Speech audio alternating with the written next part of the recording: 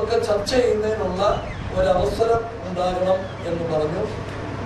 അത് പ്രധാനമന്ത്രി അത് അംഗീകരിച്ചു. ബഡ്ജറ്റ് സെഷന് ശേഷം അങ്ങനെ ഒരു ചർച്ച ഉണ്ടാകും. ബന്ധപ്പെട്ട ആവശ്യങ്ങളുമായിട്ട് ബന്ധപ്പെട്ട മന്ത്രിമാരോടൊപ്പം വന്നായിരിക്കും പ്രധാനമന്ത്രിയെ കാണുന്നത്. അതിനു മുമ്പ് ഉടനെ തന്നെ നമ്മുടെ ആവശ്യങ്ങൾ ഉൾക്കൊള്ളുന്ന അജണ്ട തയ്യാറാക്കി കൊടുത്ത ഒരു പഠനം കഴിഞ്ഞ്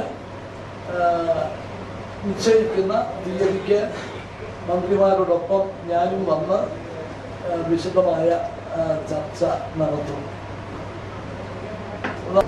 വ്യക്തമായ അഭിപ്രായങ്ങൾ ആ കാര്യങ്ങളിലുണ്ട് എന്ന് പ്രധാനമന്ത്രിയോട് പറഞ്ഞു. അദ്ദേഹം സ്റ്റേറ്റുകളുടെ അഭിപ്രായങ്ങൾ കൂടി കേൾക്കും എന്ന് പറയുകയും ചെയ്തു.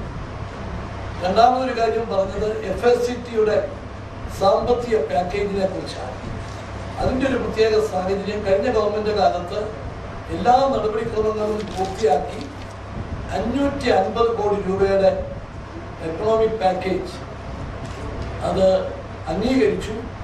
പക്ഷേ നടപ്പിലാക്കുന്ന സമയത്തിന് മുമ്പ് തെരഞ്ഞെടുപ്പ് പ്രഖ്യാപിച്ചു. അപ്പോൾ ഇലക്ഷൻ കമ്മീഷനോട് അതിൻ്റെ നടത്തുന്നതിനുള്ള അനുമതി ചോദിച്ചപ്പോൾ കോഡ് ഓഫ് കോണ്ടക്ട് കഴിഞ്ഞിട്ടാകട്ടെ എന്ന് പറഞ്ഞു. പക്ഷേ കോഡ് ഓഫ് കോണ്ടക്ട് കഴിയുന്നതും പുതിയ ഗവൺമെൻറ് വരുന്നതുമെല്ലാം ഒരേ സമയത്തായതുകൊണ്ട് കഴിഞ്ഞ ഗവൺമെൻറ് ചെയ്യാൻ സാധിച്ചില്ല. അപ്പോൾ എല്ലാ നടപടിക്രമങ്ങളും പൂർത്തിയാക്കിയ പാക്കേജ് ഏറ്റവും വേഗം അത് പ്രത്യേകം പരിശോധിക്കും എന്ന് അദ്ദേഹം പറഞ്ഞു.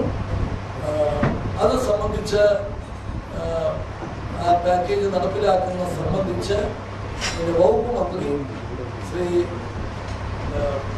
മന്ത്രിക്ക് ഞാൻ അതിൻ്റെ പരിസ്ഥിതി വകുപ്പിൻ്റെ ഒരു ചാർജ് വഹിക്കുന്ന മന്ത്രി വെച്ച് മീഡിയയോട് ഈ കാര്യം തുറന്ന് പറയുകയും ചെയ്തിട്ടുണ്ട്.